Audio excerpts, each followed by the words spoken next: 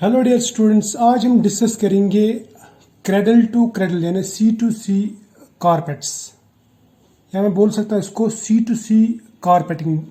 ठीक है, या मैं बोलूँगा इसको green design, green carpeting design बोलूँगा मैं, कारपेटिंग डिज़ाइन। ठीक है, ये जो ग्रीन कारपेटिंग है ये एज इको वर्क्स कारपेटिंग, ये एक्स है यहाँ पे, ये इंट्रोड्यूस की थी शाह इंडस्ट्रीज ने, और इन्होंने ये 1999 में इंट्रोड्यूस की थी। ठीक है, अब देखो इसका क्या कंसेप्ट है। जो हम कारपेटिंग यूज़ करते हैं, जैसे मैटिंग वगैरह यूज़ करते हैं, हमारे पैरों तले रहते हैं, लेकिन ये बहुत बड़ा पोल्यूटेंट है। ठीक है, अगर हम सिर्फ यूरोप देखेंगे, Europe per year 4 lakh ton, क्या बोलूँगा मैं इसको, 4 lakh tons per year produce करता है क्या, कारपेट्स। और ट्रेडिशनली इनको क्या किया जाता था, मतलब हमने मटेरियल लिया, उसको यूज़ किया, यूज़ करने के बाद में इसको डिस्पोज कर देते, डिस्पोज। और ये जो डिस्पोज है ये पोल्यूटेंट है, ये यूज़ किया जाता था, यूज़ करने के बाद में इसको थ्रो किया जाता, डिस्पोज किया जाता, और वो जो मतलब डिस्पोज्ड कारपेटिंग है, यूज्ड कारपेटिंग जो वेस्ट होता था, इसको या तो लैंड फिलिंग के लिए यूज़ करते थे, यानी लैंड फिल्स।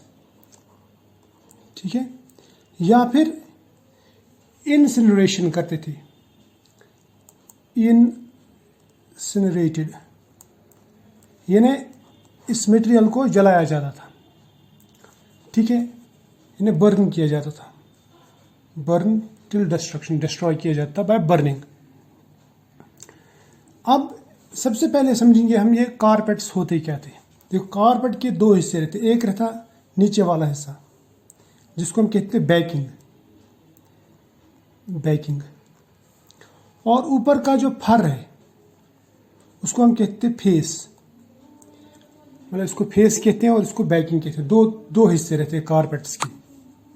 ठीक,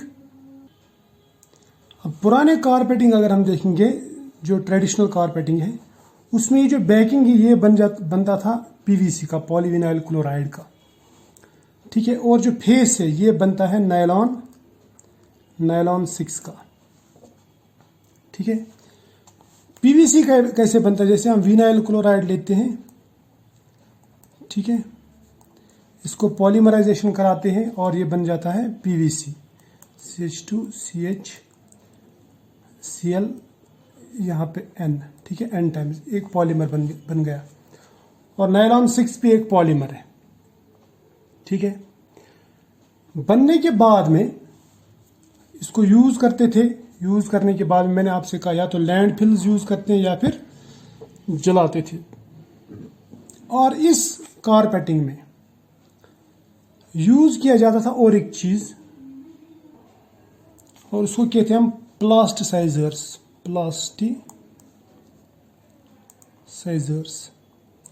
प्लास्टिसाइजर का काम क्या रहता है, ये मटेरियल की फ्लेक्सिबिलिटी बढ़ाता है, फ्लेक्सिबिलिटी। ठीक है, ये बढ़ा देता है, समझ में आया, और इसकी ड्यूरेबिलिटी बढ़ा देता है, ड्यूरेबिलिटी। और इस कारपेटिंग में जो ये प्लास्टिसाइजर है ये यूज़ किए जाते थे थैलेट्स, जैसे थैलिक एसिड रहता है COH, यहाँ पे भी COH। अब यहाँ पे एल्काइल ग्रुप्स लगाते हैं तो ये बन जाते हैं थैलेट्स, तो थैलेट्स यूज़ किए जाते हैं एज प्लास्टिसाइजर्स। ये पुरानी कारपेटिंग की बात कर रहा हूँ मैं।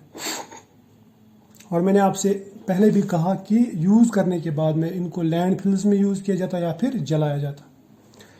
लेकिन दोनों जो चीज़ें हैं, जलाना या लैंड फिल, ये हमारे लिए प्रॉब्लमेटिक है, एनवायरनमेंट के लिए प्रॉब्लमेटिक है, एनवायरनमेंट के लिए ये एज मेजर पोल्यूटेंट बोलूँगा इसको मैं, ये मेजर एनवायरनमेंटल इशू है। क्यों? क्योंकि ये जो प्लास्टिसाइजर रहते हैं ना, ये वाले, पहले तो इसकी बात करूँगा मैं, ये टॉक्सिक चीज है, ये लिवर डैमेज कर सकता है या फिर रिप्रोडक्टिव इफेक्ट्स इसके रहते हैं, रिप्रोडक्टिव इफेक्ट्स, यानी रिप्रोडक्टिव सिस्टम के लिए ये खतरनाक है। और ये कैंसर कॉजिंग भी है, यानी कार्सिनोजेनिक। ठीक है, ये होगी एक बात है ना, अगर हम लैंड फिल कर दिया तो ये चीज़ इससे निकल के बाद में एनवायरनमेंट में आ जाती है और इससे प्रॉब्लम होती है। अब रहता है अगर हम इसको जलाएंगे तो क्या होगा। देखो जब हम इसको जलाते हैं ना तो इसमें पीवीसी है, पॉलीविनाइल क्लोराइड, जो मैंने यहाँ पे बताया। तो पॉलीविनाइल क्लोराइड जो ना, ये जलने के बाद में सबसे पहले ये चीज़ देता है,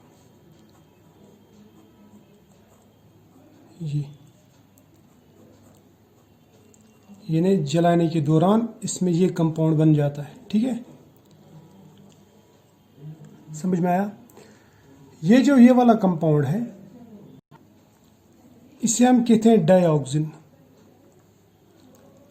क्या कहते हैं इसको? डाइऑक्सिन। और ये जो डाइऑक्सिन है ये टॉक्सिक है, टॉक्सिक है, कार्सिनोजेनिक है, यानी कैंसर काजिंग।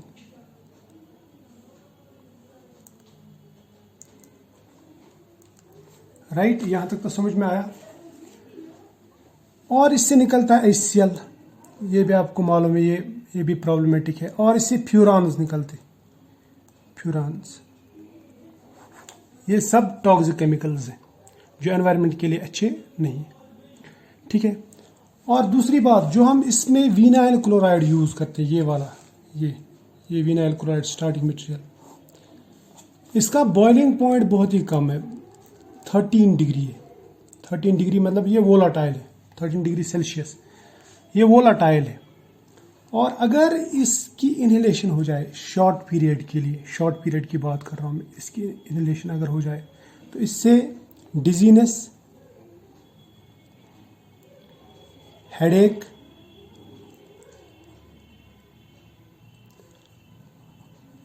ठीक है, ये हो जाता है। या इसमें सेंट्रल नर्वस सिस्टम जो है ये इफेक्ट हो जाता है, इसके ऊपर इसके बुरे असरात हैं।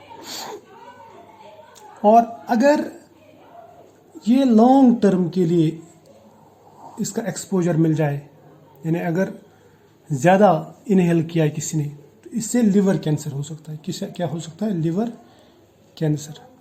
अब आप समझ गए होंगे कि ये एनवायरनमेंट के लिए कितने खतरनाक है, इंसानों के लिए कितने खतरनाक, यानी लाइफ के लिए बहुत ही डेंजरस चीज़ है। और ये मैं बोलूँगा ये नॉन ग्रीन सब्सटेंसेस हैं। ठीक है, ये नॉन ग्रीन कारपेट्स हैं। ठीक, अब इन इफ़ेक्ट्स को कम करने के लिए या ख़त्म करने के लिए मैंने अभी आपसे कहा था कि शाह इंडस्ट्रीज़ ने इको वर्क्स कारपेटिंग इंट्रोड्यूस की, जो 1999 में उन्होंने दी थी, और उनको 2003 में इसके लिए अवार्ड भी मिला था। ठीक है, और ये जो C2C है, यानी इको वर्क्स कारपेटिंग, ये एक्चुअली आते हैं अंडर C2C टेक्नोलॉजी या C2C डिज़ाइन बोलूँगा मैं, C2C, cradle to cradle design. और ये क्रेडल टू क्रेडल डिज़ाइन, ये जो कॉन्सेप्ट, इस डिज़ाइन का कॉन्सेप्ट दिया था जर्मन केमिस्ट माइकल ब्रॉन्जेट ने। किसने दिया था? माइकल ब्रॉन्जेट ने, जो हमने इससे पहले वाले लेक्चर में डिस्कस किया था। ठीक है, अब इस कारपेटिंग में क्या किया जाता है? देखो, इस कारपेटिंग में यूज़ करते हैं स्टार्टिंग मटेरियल, यही नायलॉन ये यूज़ करते हैं, नायलॉन 6 एज फेस, यानी फर जो रहता है ऊपर का वो। और इसकी जो बैकिंग है, अब उसकी जगह यूज़ करते हैं पॉलीओल्फिन्स। क्या करते हैं यूज़? पॉलीओल्फिन्स। पॉलीओल्फिन क्या है? ये है simply CH2 double bond CH, यहाँ पे कोई अल्काइल ग्रुप, इसकी पॉलीमराइजेशन कराते हैं और इस तरह एक पॉलीमर बन जाता है। ठीक है, अब इसमें और PVC में क्या फ़र्क है?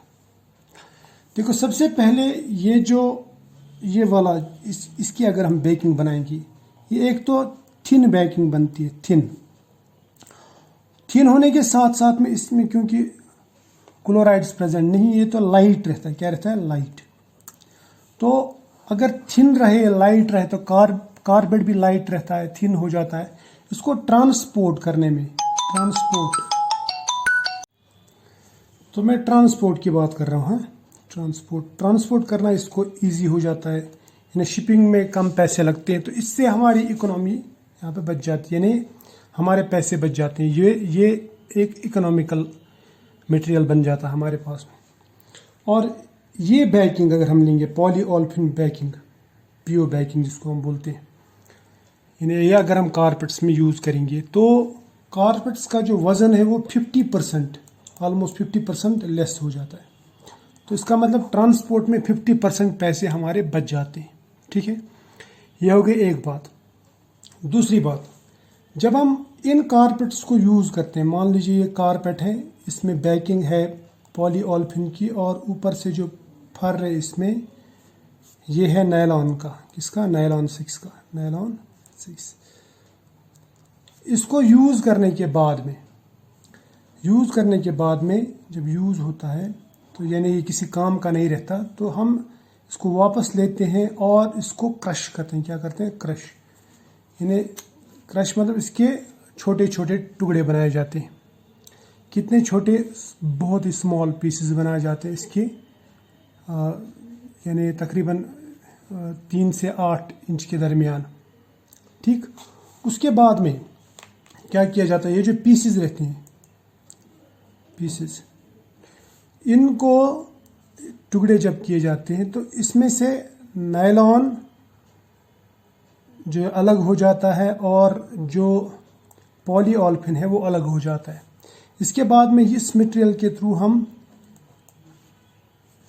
एयर ब्लो करते हैं, मैं बोलूँगा मतलब एयर स्ट्रीम ब्लो करते हैं, एयर स्ट्रीम ब्लो करते हैं। उससे क्या हो जाता है? ये जो पॉलीओल्फिन है ये हेवी रहता है, ये लाइट रहता है, ये इससे अलग हो जाता है। ठीक है, इन्हें नायलॉन 6 अलग और पॉलीओल्फिन अलग। इसको बाद में हम वापस स्टार्टिंग मटेरियल में कन्वर्ट करते हैं। ये भी स्टार्टिंग मटेरियल, ये भी स्टार्टिंग मटेरियल, इसको हम वापस रिप्रोसेस करते हैं और इसको हम नायलॉन 6 को हम कैप्रोलैक्टम में कन्वर्ट करते हैं, यानी इसका जो रिएक्टेंट है उसमें कन्वर्ट करते हैं। ठीक है, तो ये जो हमारे पास में मटेरियल है, हमने इसको वापस इसमें कन्वर्ट किया, उसके बाद में हम इसको यूज़ करते हैं या हम इसको दोबारा से इससे कारपेट बनाते हैं। ठीक है, या रिसाइकल करते हैं, मैं बोलूँगा रिसाइकल।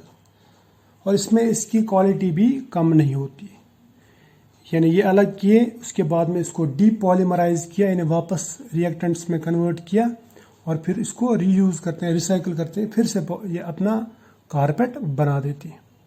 ठीक है, इस प्रोसेस में जो वेस्ट है हमारे पास में वो बहुत ही कम हो जाता है। क्लियर? इन केस अगर हम इसको बर्न भी करेंगे तो इन बर्निंग करने से डाइऑक्सिन यहाँ से नहीं निकलेगा, HCl यहाँ से नहीं निकलेगा, क्योंकि इसमें क्लोरीन वगैरह कहीं पे भी नहीं है। ठीक है, तो ये सब चीज़ें जो टॉक्सिक सब्सटेंसेस है वो यहाँ से नहीं निकलेंगी, तो वो प्रॉब्लम ख़त्म हो जाती है। अब क्वेश्चन ये बनता है कि हम PVC का भी ऐसे ही कर सकते हैं। PVC बिल्कुल कर सकते हैं, इसके बदले में अगर PVC होता है उसको भी हम रिसाइकिल कर सकते हैं, लेकिन अगर PVC इसमें इम्प्योरिटी आ गई नायलॉन 6 में तो उसका कैप्रोलैक्टम में वापस कन्वर्ट करना मुश्किल हो जाता है। इसलिए हम यहाँ पे PVC के बदले में यूज़ करते हैं पॉलीओल्फिन्स। क्लियर? तो आई होप यहाँ तक आपको ये समझ में आया होगा कि क्रैडल टू क्रैडल कारपेटिंग क्या है। Cradle to cradle carpeting simply है रिसाइकलिंग ऑफ कारपेट्स, यानी इसको थ्रो नहीं करना, डिस्पोज नहीं करना, बल्कि रिसाइकिल करना और रीयूज़ करना है। ठीक है, और without losing its quality. Clear? तो आई होप आपको समझ में आया होगा यहाँ तक।